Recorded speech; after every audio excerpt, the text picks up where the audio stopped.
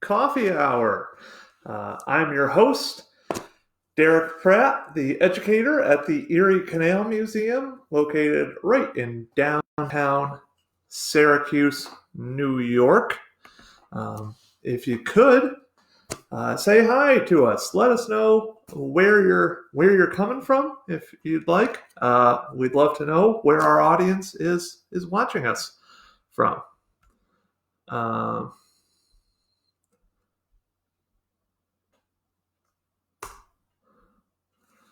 So today we're going to be looking at the terminus of the Erie Canal and why it was decided. We all know that the western end of the Erie Canal is in Buffalo, New York. At least many of us do. Famously immortalized in the song "Low Bridge" from Albany to Buffalo, where our good friend Sale is pulling the boats. We're going to just give people a couple minutes to tune in, hopefully. In the meantime, as always, I am drinking my locally produced Recess coffee. I encourage you all to buy local, and Recess coffee is pretty good. And today, meet the Mets mug. We're all missing various things during quarantine. Personally, missing baseball. Thank you, Schoharie Crossing. Hi, Lynn. But on the bright side, folks, the Mets haven't lost a game yet, so there are some bright sides to this. But we're going to try to make some light here today. As we always try to do in quarantine coffee hour. Hello, Cindy, and hi, Mom. How's it going? All right, thanks for tuning in, folks. Well, let's get going on the Erie Canal and its western terminus. The decision to put the end of the canal in Buffalo, New York, was not a simple one, as we'll find out. And hopefully you've read the article, the excellent article written by our curator, Ashley Moretti, that we shared on Monday. For those of you who are new to Quarantine Coffee Hour, just a reminder, every Monday we share an article on our website and Facebook page that you can then read, and we will discuss the contents of that article. So let's get to it, shall we? And please, if you can, ask any questions you might have. And wow, we got Joe here, says he's watching from Somerset, Kentucky. Hello to the Bluegrass State out there. And also, hello, Oswego Expeditions. I see your comment there. So let's get started, shall we? All right. So, like I said, we're looking at the decision to put the terminus of the Erie Canal in Buffalo. If you've seen the title of this talk, it's Buffalo versus Black Rock, because there were actually two places competing for preeminence in the terminus of the canal. Buffalo, New York, and what is now a little known place called Black Rock, New York. It was not a sure thing that Buffalo was going to be that western terminus. And we're gonna explore that whole thing. Hello, Quelby. CMY Ghost Hunters. They're here. So hello, CMY Ghost Hunters. Let's get started, shall we?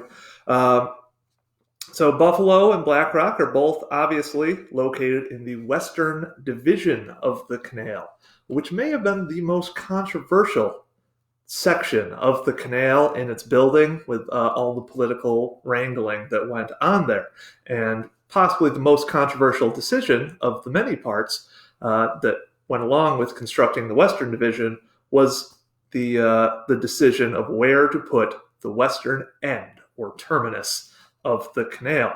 But really, the whole route of the western section was a bit up for debate. So let's talk about that a little, shall we? In western New York, at the time of the beginnings of the 19th century, western New York was essentially the frontier of the United States. And western New York was dominated by the Holland Land Company, which they were a group of land speculators, largely from Philadelphia, who bought up this giant chunk of western New York. Their headquarters were in Batavia, New York, and their goal was to sell it very quickly for a quick profit. That didn't turn out exactly how they planned it, so they hired a land agent, a man named Joseph Ellicott, who for the first 25 years of western New York's history in the 19th century really dominated western New York. He was the main power player out there, and he's going to come up a lot in our story here. Geographically, western New York is located on what is known as, it contains what is known as the Niagara Escarpment, which that's as far really as the glaciers got in the last ice age. And it's essentially this gigantic ridge that runs all the way across New York State. And it was going to be one of the biggest challenges to overcome for this early canal project. The Niagara Escarpment, the most notable place you can see the Niagara Escarpment is Niagara Falls, where it's 300 feet high. But Niagara Falls, the geography that produces it, that stone continues all along New York State. And at the time, it was often called the Mountain Ridge. So it presented quite the challenge to early proponents of the canal, of which Joseph Ellicott really ends up being kind of an early proponent of a canal. He thinks it can really help make the Holland Land Company a lot of money, which is always his driving goal, is to make money for the Holland Land Company. So he actually hears about this idea of a canal from his nephew, a man named William Peacock, who was good friends with Jesse Hawley, famous for his Hercules essays, which kind of are often pointed to as the beginning of the idea of building a canal. Peacock is one of the few people who actually knew Hawley's identity for the first 20 years. Anyway, Ellicott had used William Peacock to do surveying work for him before. He actually surveyed in 1804 this little town of New Amsterdam that we're going to talk about soon. You will come to know what New Amsterdam is. It's pretty significant. But he tells William Peacock that he really wants him to make sure that he puts this proposed canal that he's going to survey through Holland Land Company lands, so they can make as much money. The Holland Land Company can then sell all this land that they've been sitting on for years for much higher prices.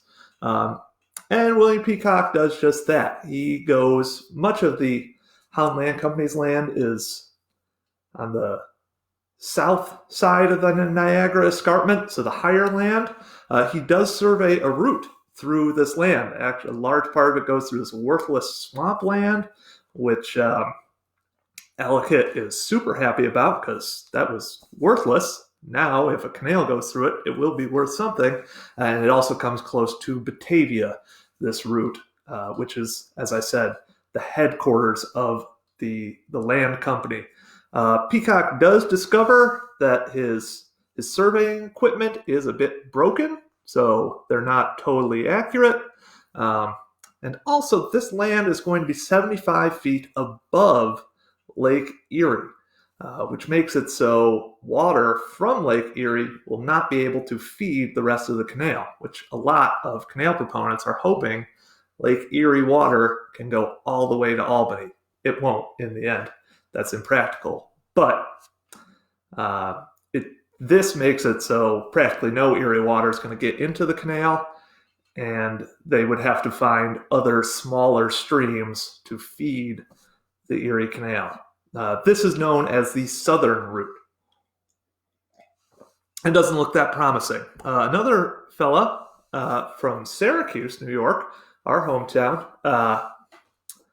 named James Geddes. Those of you who live in or around Syracuse, no doubt have heard the name Geddes. Hi, Jane, and hi, John. Yes, John Bayer did live in Lockport. Where was I there? So James Geddes, he's not convinced by the southern route. He goes and explores on the north side of the Niagara Escarpment, on this lower ground, on the sort of near the banks of Lake Ontario. And he discovers everyone thought that the Irondequoit Valley area was going to be practically impassable, but he finds these glacial remnants that allow for a route to actually be mapped out through on the north side of the escarpment that is just going to require a quick cut up the Niagara Escarpment, which is going to become the Lockport Locks area, which was very complicated to do at the time, but Geddes proposes this route, says it is possible. And ultimately, that's going to be the route that ends up winning. But we're not here to talk about the northern versus southern routes too much. I bring those up, though, because it's in those two proposed routes that the issue of where to put the terminus of the canal first rears its ugly head. So Peacock's southern route, which, remember, is very much influenced by the Holland Land Company, goes on the directives of Ellicott directly to the town of Buffalo, which is largely owned by the Holland Land Company. Holland Land Company would benefit tremendously if Terminus is there. Geddes's northern route, which then snakes around kind of Tonawanda Creek, is the terminus is sort of up in the air. Geddes favors Black Rock, but it could also go to Buffalo. So that introduces our two big players in this talk, Buffalo and Black Rock. So let's look at those two villages a little. They're 3 miles apart, or they were 3 miles apart in this early 1800s era. We'll talk about what happened to them later in this talk. But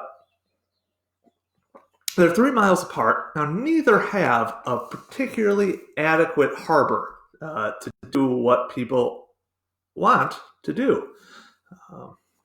Hello, Paul and Elmira. So neither have a great harbor. They're both founded in the early 1800s, and both actually get burned by the British on the same day in the War of 1812, December 30th, 1813. So let's look at Buffalo first. Buffalo was established by the Holland Land Company, originally called New Amsterdam. Much like New Amsterdam in New York, though, in Manhattan, that name didn't stick, and it gets renamed to Buffalo. It's laid out in 1804 by William Peacock, as I said before, and it's right on the banks of the lovely Buffalo Creek. We now refer to it as the Buffalo River. Buffalo has some challenges, though. It's directly on Lake Erie. Like I said, it did not have a natural port at all. So it's really at risk from Lake Erie storms rolling in off the lake. It's if anyone who knows Buffalo in the winter, especially, knows that it can get rough out by Lake Erie. Also, there are shallow waters in the Buffalo Harbor, and there's this pesky sandbar that exists. Hi, John. Oh, and I see Lynn has a question in the comments. Remember to comment, folks. How did Buffalo get its name? Great question, Lynn. I don't have a perfect answer to that, but from the research I've done, many people point to how Buffalo is named after the body of water it's on, Buffalo Creek, which then leads to the question of, okay, where did Buffalo Creek get its name from? And there's a few theories on where Buffalo gets its name from. One is that when French fur traders came through, they saw the Buffalo Creek and said it was a beau fleuve, which is French for beautiful river. I probably massacred my French pronunciation there, but oh well, we'll live. That's one possibility. Another is that a Native American supposedly lived on the what would become Buffalo Creek, and he bore a striking resemblance, everyone thought, to a buffalo. Had like a big head, I guess. Everyone called him Buffalo, so it was Buffalo's Creek. Whether that's true, we don't know. And then there's the other, which I think is insane, theory that Buffalo was named because there were actually buffalo, the animal, well, bison, out there.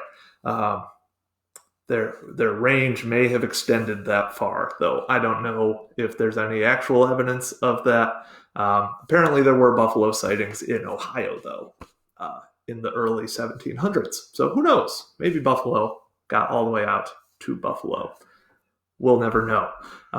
But that brings me to a town whose name is much easier to figure out the etymology of. Black Rock. Black Rock was creatively named after the large black rock that juts out into the water from where Black Rock is founded. That water is not Lake Erie. That is the Niagara River. So this 100-foot long black rock jutted out into the Niagara River, forming a kind of natural pier and anchorage for boats that people could unload and everything on. Not on Holland Land Company land, interestingly enough. Anyway, Black Rock's on the Niagara River, and it has a bit of a harbor, plus there's 2 islands located in the Niagara River across from it, Squaw and Bird Islands, that help protect it a little from Lake Erie storms. However, there's a few problems with Black Rock, primarily that it's on the Niagara River, and it's only 3 miles away from, you guessed it, probably. Paul Kingsbury asks if the Black Rock is still there. We will answer that question later. But now, Niagara Falls is only 3 miles down the Niagara River from Black Rock. And if you've seen Niagara Falls before, you recognize there's tons of power there. And that power starts way, way earlier on the river. The current is so strong in the Niagara River around Black Rock that you can sail a ship down it pretty easily, but you could not, with just wind power, take a boat back up the Niagara River to Lake Erie. Black Rock had to develop something which they very creatively, I think, called the horn breeze, which a man named Sheldon Thompson would hook 14 oxen up to your boat, and the oxen would act as the breeze that would push your boat upstream. They'd pull it up the Niagara River, which is a very inefficient way to move boats, at least on lakes. We won't talk about canals. Well, we are talking about canals. But, anywho, Black Rock is also notable by who it was founded by, a guy named Peter Buell Porter, who's going to become very important in this story. He's often portrayed as almost a villain in a lot of canal histories, which I think is fair, as we're going to see. Peter Buell Porter is not my favorite guy in the world, and who knows? We'll see what you think of Peter Buell Porter by the end of this talk. But a little on him. He was born shortly before the Revolution in Connecticut. His father served in the Revolutionary War. And he then went on to Yale, where he studied law. In 1793, he moved to Canandaigua to practice law out in this newly opened territory of Western New York. He also became a bit of a land speculator, and that's where Black Rock comes in. He purchases this land on the Niagara River, thinking it's going to be a great opportunity. Peter Porter Ave in Buffalo is named after Peter Buell Porter. He purchases this land where Black Rock is. He also secures the rights to the portage around Niagara Falls. So helpfully, when you reached the Niagara River and Black Rock, Peter Buell Porter and his crew would help take all your stuff out of your boat, and even your boat, out of the water and transport it around Niagara Falls for a slight fee. Made Peter Buell Porter pretty wealthy, this portage route. And he becomes a major player out in Western New York. He's very popular with people, a well-spoken, handsome, dashing guy.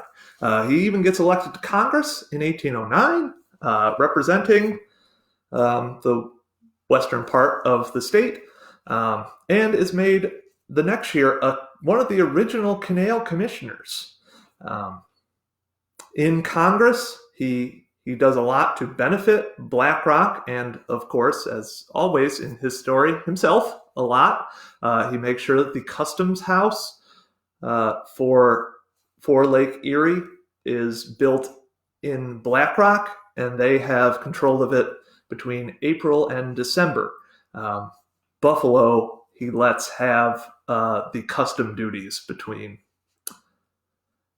January and March, which, as we all know here, is a great time to be traveling on Lake Erie and just around Western New York in general. So he does that. He also secures contracts with the Army, ensuring that he has a nice little portage route, that they will use his portage around Niagara Falls.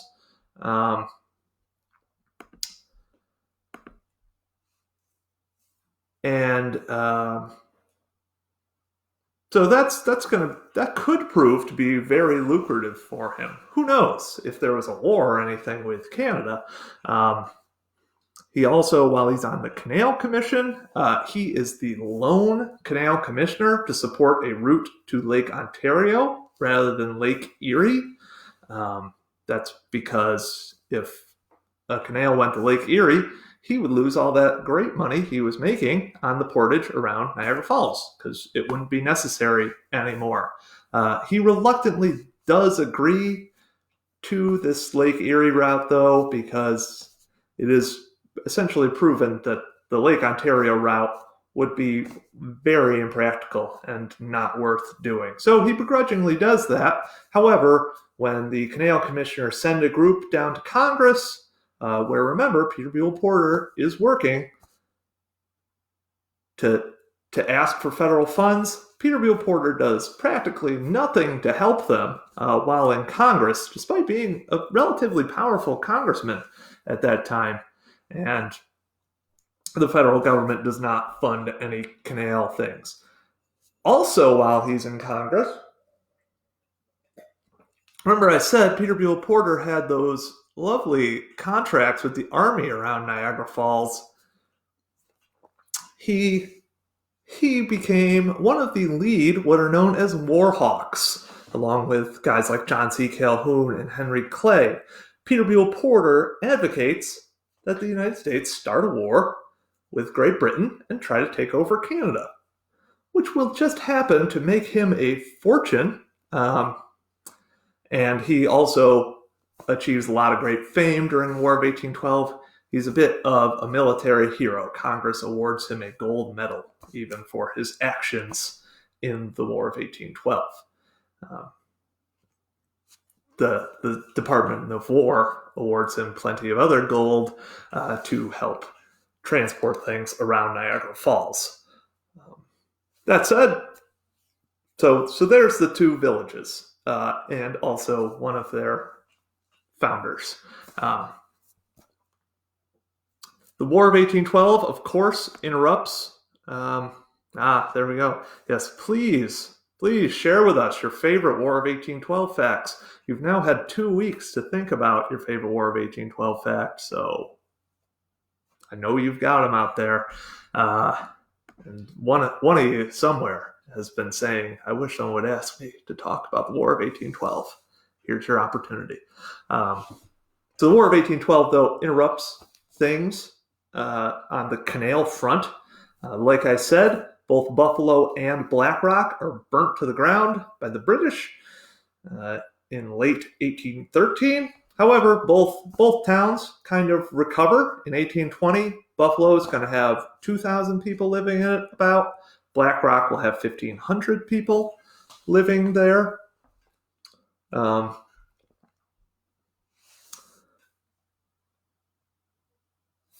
And shortly after the war, there's all this great excitement about internal improvements, so the canal project picks up steam again. And the canal commissioners go on another tour of the proposed canal route. They end up at Buffalo, look at Lake Erie, and that's when DeWitt Clinton, who we all know as the father of the Erie Canal, he falls in love with Buffalo. He is convinced it's going to be the western terminus and that it will one day compete with New York City. I don't think Clinton realized just how much New York was going to benefit, but Buffalo would become a great city, as we know. Hello, Aunt Tracy. Anywho,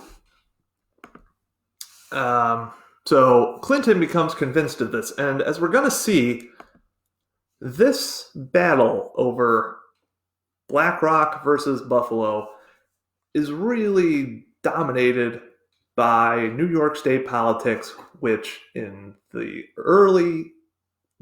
post-War of 1812 world, which is known as the era of good feelings, largely because there was only one political party, the Democratic Republicans. The Federalists, they sort of may have tried to commit treason during the War of 1812, stop existing really as a political party. There's only one, this Democratic Republican Party. They're split in New York between a pro-Clinton faction and an anti-Clintonian faction, sometimes known as Bucktails. They're eventually going to be led by Tammany Hall and Martin Van Buren. They're a fascinating tale. We can't get into it. That would take a whole nother hour to talk about, is kind of the political wrangling that went on between those two groups, especially involving the canal. But it's where the fault lines are gonna kind of come. Ooh, we do have a War of 1812 fact. Lynn says the Star Spangled Banner was originally titled "The Defense of Fort McHenry." Makes sense. Thank you for your War of 1812 fact. We finally got one. Anyway, back to the main story here, though. Oh yeah, Clintonians versus anti-Clintonians. Peter Porter is a bit of an enemy of Clinton. BlackRock's going to be on the anti-Clintonian side, while Buffalo is very pro-Clinton. So that's a big part of what's going on there. Shortly after 1816, we've got some more progress. Remember I said that the Niagara River and the inability to sail back up the Niagara River is quite a problem for BlackRock. So Peter Porter got together with some investors from New York City and commissioned the building of the first of a steamboat, the Walk in the Water, which set sail on August of 1818. And he hopes that will be a real boon for BlackRock. The Walk in the Water doesn't have to use the horn breeze. And it is actually the first ever steamboat on the upper Great Lakes, so the ones above Niagara Falls, Erie, Huron, Michigan, and Superior. Which that really helps out BlackRock. It also just adds to their kind of their reputation, hopefully hoping that will make the legislature in New York officially announce BlackRock's going to be the canal terminus. The Walk in the Water is 120 feet long, 340 tons, and can carry 200 passengers. It would go back and forth between BlackRock and Detroit. And it's a very historic ship. The Postal Service actually made a stamp honoring it years ago. Porter also suggests a bunch of harbor improvements for BlackRock, including a 1,300-foot dam between Squaw Island and the Black Rock that can be used as both a pier and will also make it so the Niagara River's waters are raised, making it so the current will not be as strong. Additionally, so that sounds very good for BlackRock. Luckily for Buffalo, though, after Peter Porter resigns as a canal commissioner, Joseph Ellicott is named a canal commissioner to represent Western New York. He's kind of an absentee canal commissioner. He's never really that convinced that this canal's ever going to happen. And in 1818, he decides he's going to resign as a canal commissioner. And this is in early 1818. However, before he does that, the legislature in 1818, remember, they had just agreed to start building the Erie Canal in 1817. They start on the very easy and uncontroversial middle section in 1817. The western portion is totally up in the air still. In 1818, they agreed to commission another survey to check out where the terminus of the canal is going to be. And Ellicott makes sure before he resigns that the canal commissioners appoint his nephew, William Peacock, as the surveyor to find that terminus. As you can see, the Western New York canal commissioners are very much in this for their personal gain. But Peacock does a pretty good job. By 1819, he is able to recommend that the terminus be in Buffalo and that the state construct a $12,000 harbor project that will create a 1,000-foot-long pier into Lake Erie, and also to clear out that sandbar that we've talked about. The legislature, they think it sounds like a fairly good idea. Oh, we've got another War of 1812 fact. We've got a couple. Schoharie, so I'm going to get into what happens with the 1819 legislature decides, after we talk about a few fun War of 1812 facts. Carey Crossing said it inspired the great Johnny Horton song, The Battle of New Orleans, which is indeed a great song. And Joe LeMay says that where the Genesee River flows into Lake Ontario, a British warship was fooled into thinking there was a large army of men waiting to repel them, but there were only a handful of citizens who marched around through the trees on the shore and lit several campfires. British fired one shot. I did not know that, but that's a pretty cool little fact. War of 1812 is an interesting little war. Lots of, I'm sure, fun tales of mismanagement like that, especially. But anywho, the legislature in 1919 takes Peacock's report, and they agree that it sounds like a good plan, and they are going to give 9 Buffalonians a loan of $12,000 to build harbor improvements. And that loan will even be forgiven if New York State decides to put the terminus in Buffalo. However, there is a bit of a problem. They also ask that the Buffalonians put up double the amount as a guarantee that they will pay back the loan, possibly. So they have to put up $24,000 of their own money as a match, almost. They don't have to spend that money, but if this all gets messed up, the state could conceivably take that $24,000 back. It's just as a show of good faith, which is very difficult to do because in 1819 occurs the aptly named Panic of 1819, the first depression in American history.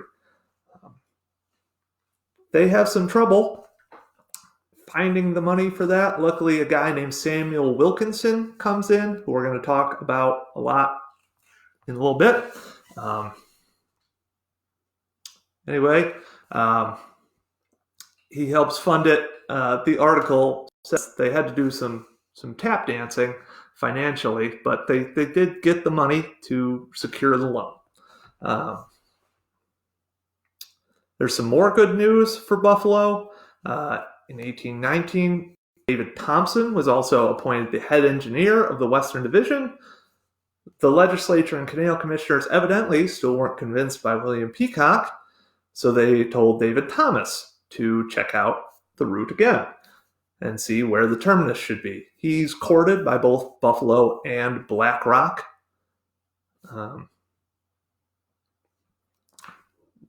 To try to convince him to pick their town.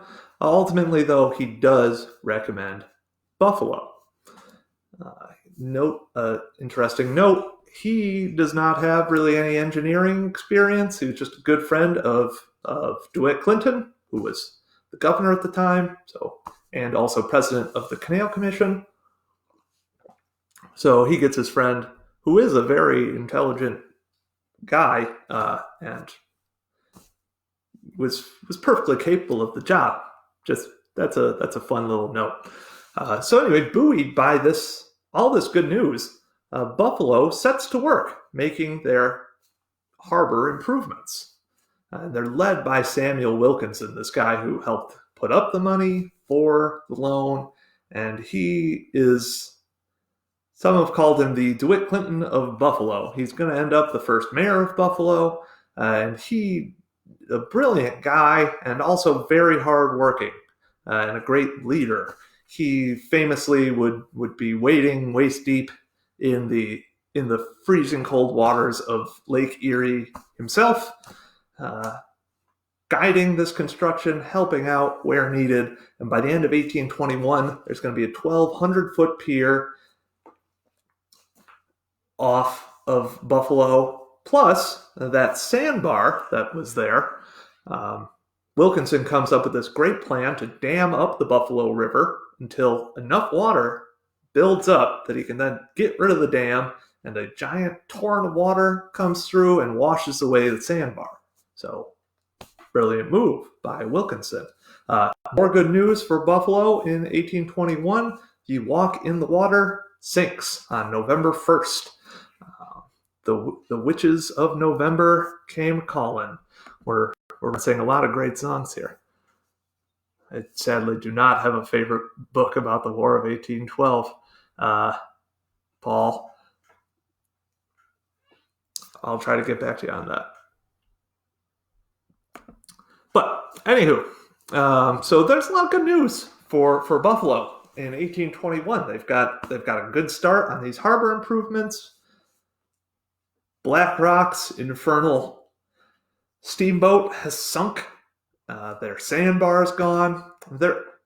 Not all news is good, though.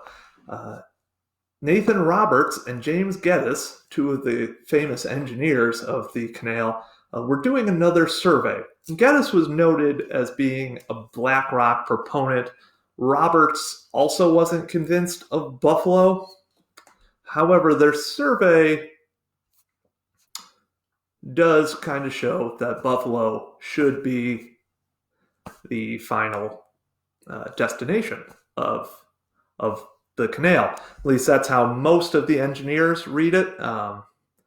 Benjamin Wright, the chief engineer, Canvas White, David Thomas, and Nathan Roberts all agree on Buffalo, and they tell the canal commissioners that. James Geddes is the only person who is in favor of Black Rock. I think that Geddes may have had a bit of an axe to grind. He and Ellicott didn't really get along that much. Ellicott notably in all correspondence refused to spell Geddes' name correctly. So that might have been why Geddes didn't want to put the terminus in where Ellicott wanted it to be. But that's mostly speculation on my part. But it's an interesting little story that Geddes and Ellicott don't particularly like each other. Anyway, since most of the engineers agree, they all tell the canal commissioners it should be Buffalo. It should be the final location of the terminus. And they then tell the legislature, which the legislature is doing their thing. The terminus isn't really that important, so it gets kind of pushed back. But during that time, disaster strikes. A late winter storm comes in off Lake Erie and destroys part of the pier in Buffalo. And also the sandbar reappears. Oh no. Wilkinson, who had been in Albany lobbying, trying to get the legislature to approve this terminus in Buffalo, has to rush back to Buffalo to try to fix things. Peter Beale Porter, however, Black Rock's in fine shape, so he remains in Albany lobbying. And by the end of the legislative session in April, the legislature doesn't really know what to do. So they agree to let both towns keep working on their proposed harbor improvements, and they're both given until the end of 1823 to make a decision, which the legislature and canal commissioners, as we're going to see, they don't listen to that anyway. Shortly after the legislature lets out in April, the commissioners meet again in Buffalo in 1822. And they're relatively indecisive on where the terminus should be. They're not willing to make a final decision. However, they do agree that they will start building an extension of the canal to Buffalo, which ensures that at least one of the terminus, even if it's not the official termini, is going to be in Buffalo. The official one still might be in Black Rock, and maybe this Buffalo Canal they think is going to possibly be a side canal to Buffalo, much like how there's a side canal in Syracuse that first went to Salina, eventually went all the way to Oswego. So they do that. Not a great idea, really, because all that results in is a year-long, nasty press battle between Black Rock and Buffalo, and between these anti-Clintonians and pro-Clintonians. By this point, in the mid-1820s, But in the early 1820s, Martin Van Buren has earned his nickname of the Little Magician. He has made DeWitt Clinton a kind of toothless political animal, and has wrested control of the canal board to a bunch of anti-Clintonians. And in June of 1823, the stacked anti-Clintonian Canal Commission declares Black Rock is going to be the official terminus. DeWitt Clinton, still on the canal board, is the only person who says, no, it should be in Buffalo still. Undeterred, though, Buffalo still continues building their harbor improvements and finishing them up. And they keep doing that for the next few years. In that time, the anti-Clintonians kick DeWitt Clinton off the canal board, which is when Martin Van Buren, the new senator from New York State in Washington, so he wasn't able to oversee what was happening in Albany as well.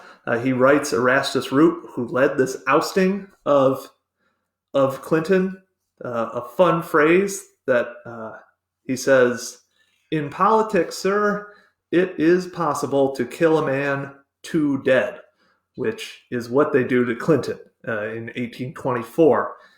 The public is outraged by that, and Clinton in 1825 rides this wave of anger right back into the governorship, which he had lost years before, which is very good for Buffalo. Like I said, Clinton he's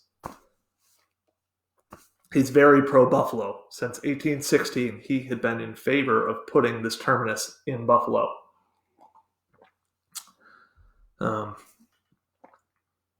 And he does just that. The Black Rock Harbor project is completed on June 4th, 1825. Peterbilt Porter holds a big ceremony celebrating this. There was a question earlier about what happened to the Black Rock during the harbor improvements in Black Rock. They actually blew up the Black Rock to build this dam between Squaw Island and the shore. So you will never be able to see Black Rock's Black Rock ever. It no longer exists.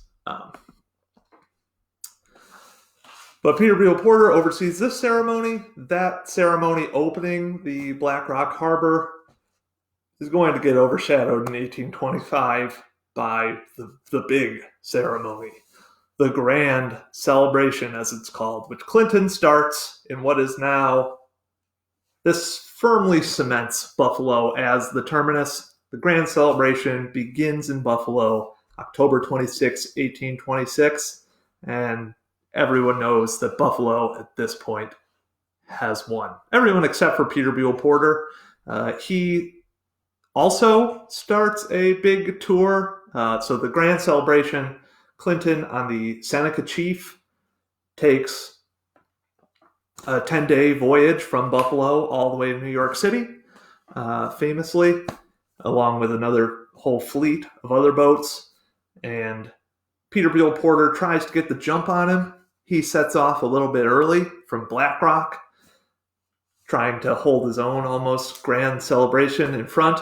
He evidently forgot it takes a relatively long amount of time to go through the Lockport locks, because Clinton catches up with him there on the grand celebration, and Peterbilt Porter is left in the dust, kind of, or at least forced to join the group. First.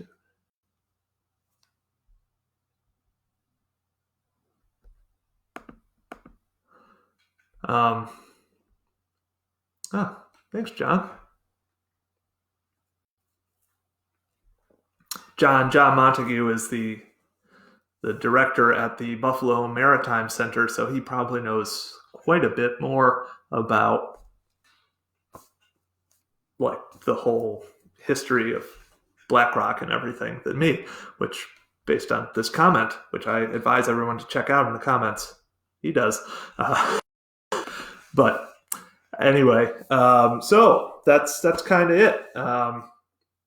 Peterbilt Porter, he doesn't sulk that long. He actually was just appointed the Secretary of War by John Quincy Adams, so he moves to Washington and also sells his shares in BlackRock for a pretty tidy sum of money, moves to Niagara Falls. That's where he'll live the rest of his life. Things don't go great for BlackRock. The Buffalonians are proven correct. In 1826, a spring storm is going to make the dam collapse partially. BlackRock will rebuild it, but the next year, in 1827, it will break again, and they'll just abandon the whole harbor idea for BlackRock. And in 1853, Buffalo, which is quickly becoming what's known as the Queen City of the Great Lakes, they blow away BlackRock. They're a huge city. They annex BlackRock in 1853. BlackRock is now just a suburb of Buffalo. Ooh. We're getting comments, which I think is great. Sorry if I'm not responding to everyone, but we so Buffalo is going to benefit tremendously from being the terminus of the canal. In 1900, it's going to be the 8th largest city in the United States, thanks to its great transportation networks that connect it to the rest of the country and the world. And that's it for today. We're going to have some bonus content, though, as I try to answer your question. Gene Smith asks, was the Dansville area considered a side canal? I used to own property in Dansville, and one day, about mid-1980s, a tour bus came by and asked to walk out back to the creek. It was a canal tour group, seeing a small rock formation that I had no idea then had a connection to the Erie Canal. Pretty cool. Danville sounds like it's out towards Buffalo, I'm guessing. I do not know about the Danville area canal. I'll have to that. Schoharie Crossing and DeWitt Clinton's duel with John Swartout in 1804. That's an interesting story in itself. Back to John Montague's little his comment on everything. Here's what John had to say regarding the Black Rock Harbor. At first, it would appear that Black Rock is a bad place to build a harbor. However, a dam was built between Squaw Island and the mainland, thus backing up the water between the island and mainland, making slack water. The backed up water also filled the opening of Skekajawada Creek, making a substantial harbor. Porter's Bird Island Pier carried the slack water up towards the lake a bit beyond the Black Rock, thus avoiding the swift current except for a short haul around the rock where the Peace Bridge is today. Later, after Black Rock lost its bid, the dam became a lock, which it is today. So, all right, that's what happened to the Black Rock Dam. That's good to know. We've got John Bayer says the Genesee Valley Canal connecting the Erie had a branch to Dan. Okay, perfect. There we go. There's our answer to that Danville Canal question. Canal people are great. Someone somewhere always knows the answer to any of these like side canal questions. Okay, well, that's most of our talk. Thank you, everyone, for joining. I encourage you for next week to tune in. We're going to be talking about a lot of the geographical challenges along the entire route, and we have a special guest, Tom Grasso, the President Emeritus of the New York State the Canal Society of New York State. Excuse me. which should be a fascinating talk.